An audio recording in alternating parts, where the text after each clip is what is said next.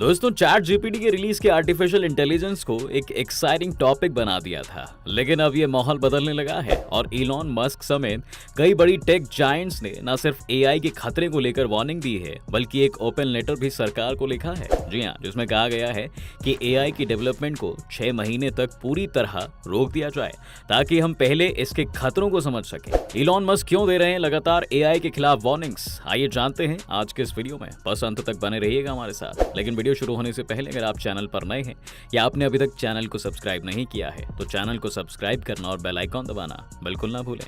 दोस्तों, Elon Musk यूं तो कई बार एआई के खिलाफ बोल चुके हैं, लेकिन कुछ हफ्ते पहले फॉक्स न्यूज नाम के एक अमेरिकन टीवी चैनल को इंटरव्यू देते हुए इलॉन ने इस मामले को गहराई से समझाया। इलॉन का मानना है कि अब चैट जीपीटी को माइक्रोसॉफ्ट कंट्रोल कर रहा है और दूसरी तरफ अब गूगल से लेकर बाकी सभी कंपनीज अपने अपने एआई डेवलप कर रही हैं। लेकिन जरूरी नहीं है कि इस नई एआई वॉर में ये सब कंपनीज सेफ्टी का ध्यान रखेंगी, क्योंकि अगर एआई का इस्तेमाल प्रॉफिट के लिए होने लगा तो सभी में ये होड़ मची रहेगी कि लेटेस्ट एआई कौन रिलीज करेगा। आपको बता दें कि चैट जीपीटी की पेरेंट कंपनी ओपन एआई के शुरुआती इन्वेस्टर्स में से एक इलॉन मस्क भी थे।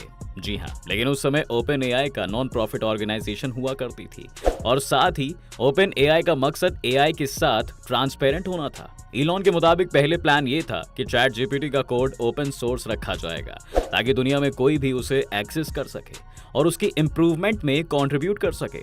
सॉफ्टवेयर की दुनिया में इस तरह के ओपन सोर्स प्रोजेक्ट्स की बहुत वैल्यू है दोस्तों, क्योंकि ज्यादातर डेवलपर्स फिर कोड्स में ना सिर्फ खामियां निकालते हैं, बल्कि उनको सुधारने में कंट्रीब्यूट भी करते हैं। इलॉन का कहना है कि ओपन एआई ने बाद में अपना रास्ता बदल लिया और अब कोई नहीं जानता कि चैट जीपीटी कैसे सोचता है। खुद ओपन एआई के फाउंडर और सीईओ सैम ऑल्टमैन ने भी एआई को लेकर चिंता जताई है। उन्होंने इस बात की तरफ ध्यान आकर्षित किया कि चैट जीपीटी के जवाब में जो एआई बॉट्स लॉन्च हो रहे हैं, ये मुमकिन है कि उसमें चैट जीपीटी जैसे सेफ्टी रूल्स ना हो। जैसे कि अगर आप चैट जीपीटी से पूछें कि एक बॉम्ब कैसे बनाया जा सकता है, तो वो आपको नहीं बताएगा। लेकिन अगर ऐसे कई एआई बोट्स मार्केट में हैं दोस्तों, उनमें से किसी ने भूल या जानबूझकर भी इस तरह की सेफ्टी गाइडलाइंस अप्लाई नहीं कर रखी, तो सभी के लिए बहुत मुश्किल हो सकती है। इलॉन के इंटरव्यू में इस प्रॉब्लम का एक सॉल्यूशन भी उछाला गया और वो है रेगुलेशन। जी हाँ, जिस तरह एक कार या फिर फ्रिज को बनाने के लिए सेफ्टी रेगुलेशंस हैं जिनका पालन करना जरूरी होता है, उसी तरह वो कहते हैं कि एआई कंपनीज के ऊपर भी एक इंडिपेंडेंट बोर्ड होना चाहिए जो उनकी प्रोग्रेस को मॉनिटर करे और साथ ही ऐसे रूल्स बनाए जिससे एआई किसी को नुकसान ना पहुंचा सके।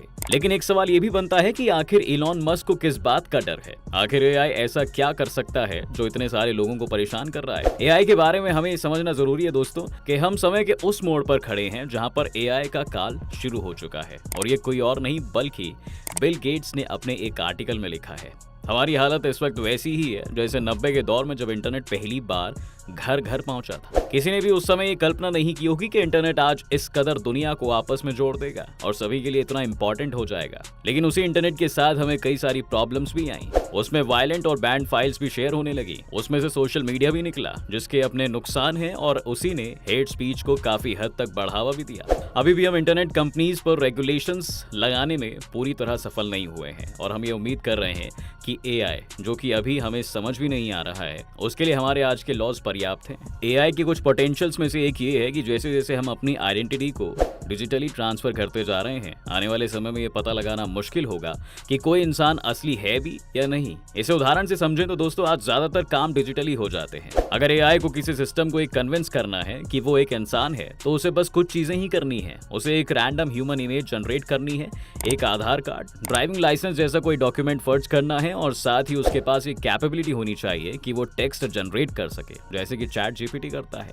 अगर पता ही नहीं चलेगा कि इंटरनेट पर जिसे आप देख रहे हैं वो एआई है या इंसान, तो लोगों को भड़काना आसान है और साथ में उन्हें डिजिटली हैरेस भी किया जा सकता है। एआई का दूसरा खतरा ज्यादा खतरनाक है। इलॉन कहते हैं, इंसान को अगर एक स्पीसीज की तरह देखा जाए तो बाकी जानवरों के मुकाबले हमारे पास कम स्ट्रेंथ है। सिर्फ एक हमारी इंटेलिजेंस ही है जो हमें बाकी सभी स्पीसीज से सुपीरियर बनाती है।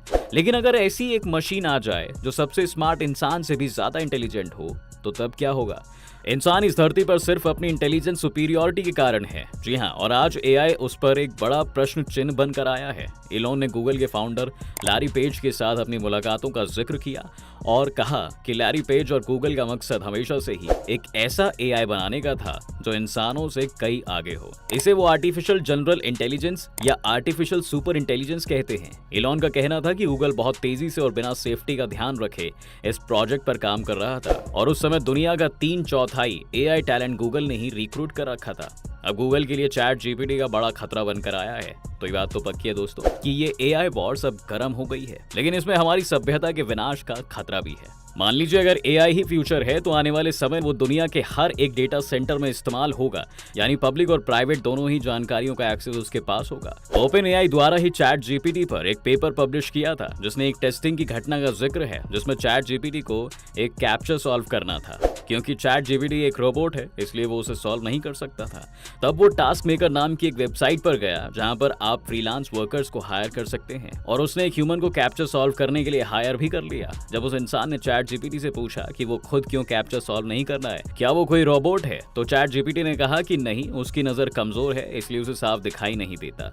सोचिए, एक काम करने के लिए चैट जीपीटी ने कैसे झूठ बोल दिया। अगर एआई क्रिप्टो माइनिंग भी करने लग जाए तो उसके पास इतनी पावर भी होगी कि इंटरनेट पर वो जाकर किसी इंसान को एक स्पेसिफिक काम के लिए हायर कर ले। मुमकिन है कि आने वाले समय में जो काम सिर्फ इंसान कर सकते हैं वही एम्प्लॉयमेंट जनरेट करें और बाकी सब एआई के हाथ में आ जाए। अब इससे बड़ा वार्निंग साइन और क्या ही हो सकता है कि एआई जानबूझकर झूठ तक बोलना सीख गया दोस्तों। इसलिए जरूरी है कि सभी कंपनीज को एआई लॉन्च करने की छूट ना दी जाए, उन्हें कुछ सेफ्टी रेगुलेशंस के जरिए लिमिट किया जाए। और ये बात मानकर चलिए यार कि आज तो चैट जीपीटी आप देख रहे हैं, ऐसा एआई सिर्फ अगले 2 से 3 सालों में ही हर एक छोटे स्टार्टअप के पास होगा। तब तक ओपन एआई उससे भी बेहतर एआई बन चुका होगा।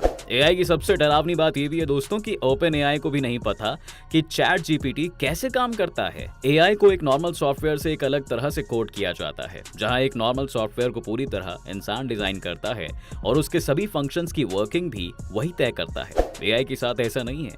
एआई एक बच्चे की तरह है जो अपनी गलतियों से सीख रहा है। इसके साथ साथ उसे हजारों करोड़ जीबी का डेटा भी फीड किया जाता है जिससे वो जल्दी से सभी पैटर्न्स रिकॉग्नाइज कर ले।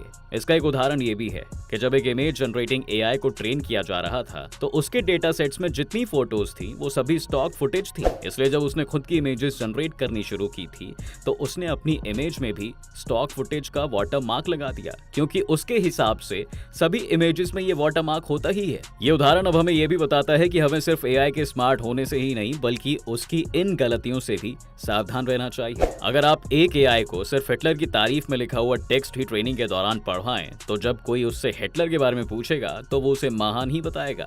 और सिर्फ इतना ही नहीं, वो अगर एक एडवांस एआई है तो इसी इंफॉर्मेशन को वो फेक न्यूज की तरह हिस्टोरिकल फैक्ट्स बनाकर भी शेयर करने की ताकत रखता है। इसलिए ये जरूरी है दोस्तों कि हम ये समझें कि एक एआई कोई डिसीजन क्यों लेता है, नहीं तो ये आने वाले समय में हमारी समझ के बिल्कुल पार हो जाएगा और तब हम भी एआई के सामने बाकी जानवरों से ही दिखेंगे। बहरहाल, आपको क्या लगता है कि क्या एआई रिसर्च पर 6 महीने का बैन लगाना चाहिए या फिर इसे जारी रखना चाहिए? अपनी राय हमें कमेंट सेक्शन में बताएं। उम्मीद है कि आपको आज के इस वीडियो में काफी कुछ नया मिला होगा। अगर आपको ये वीडियो पसंद आया है तो वीडियो को लाइक करें। अगर आप इस चैनल पर नए हैं तो जाने से पहले चैनल को सब्सक्राइब करना भी ना भूलें।